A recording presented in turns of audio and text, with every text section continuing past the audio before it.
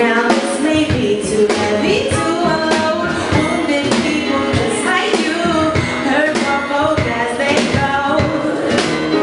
You better hang down the shelf. You'll only wind up hurting yourself. What begins doesn't really ever end. It only plain shifts, changes form and comes back again.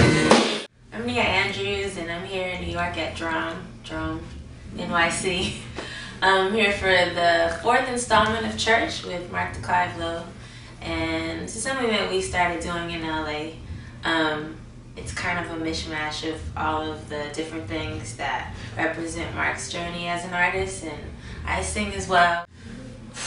My story is kind of weird. A lot of singers I know have been singing their whole lives. I started singing totally by accident. I used to be a piano player when I was younger, and I quit, and I just felt this huge void with music while I was writing and doing other things. So I wanted to kind of get my toes back in, dip my toe into the music waters, and I became a roadie for the Roots for like a month, and that didn't really work out.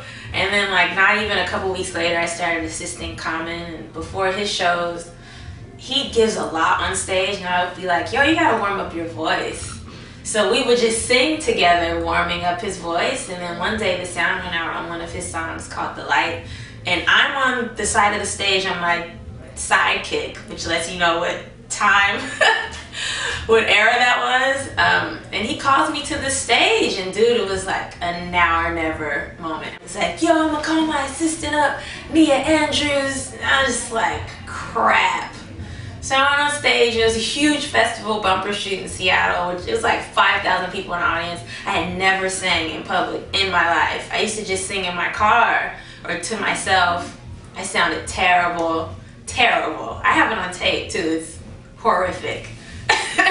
But he kept calling me up like every show, and it just woke something up in me. I've always loved music. I just never would have thought that my way of coming back around to it would be with a totally new instrument, and I just had fallen in love with it. I always wrote.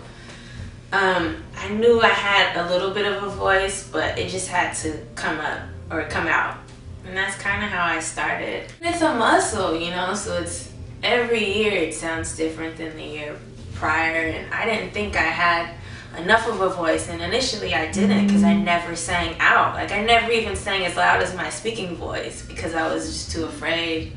Most of my gigs that I've carried have been like behind the scenes, so stepping up to the mic, I don't have that like look at me kind of part of my personality. I'm kind of shy.